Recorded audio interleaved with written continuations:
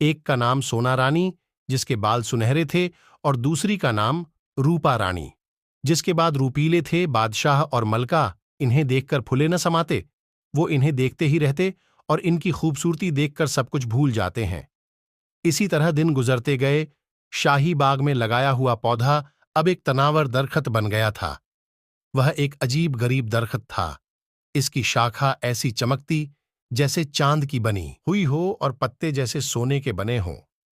सुनहरी सुनहरी पत्तों में खुशबू चंदन जैसी थी, इसलिए उसे चंदन का दरखात कहा जाने लगा।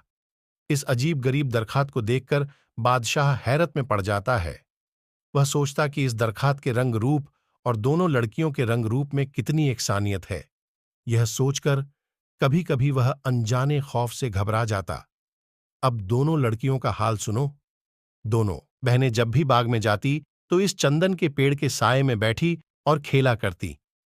हालांकि बाग में और भी कई किस्म के खूबसूरत दरख्तों और पौधे थे, मगर दोनों बहनें उन तमाम से बेखबर थीं और बस चंदन के दरख्त से खेला करतीं। इसकी लटकती हुई टहनियों से झूला झूलती तो कभी इस पर चढ़कर बैठ जाती। चंदन के तीलीस में पेड़ से जैसे इन्हें मोहब्बत हो गई थी, इसी तरह चंदन के साए में खेलती कूदती दोनों बहनें जवान हो गई थीं। इनकी खूबसूरती का क्या पूछना। देखने वाले दांतों तले उंगली दबाकर रह जाते।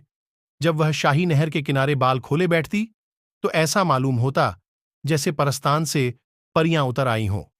दूर दूर तक इनकी खूबसूरती के चर्चे होने लगे थे और साथ साथ चंदन के तीलीस में पेड़ की भी बातें होती।